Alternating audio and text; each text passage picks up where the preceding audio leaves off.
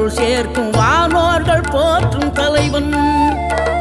நீரெடுத்த மேனியுடன் ஆறிடத்தில் பேரெடுத்து நினைவெல்லாம் இனிக்கின்றவன்.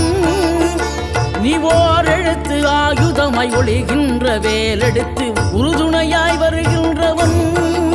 எனக்கு உறுதுணையாய் வருகின்றவன்.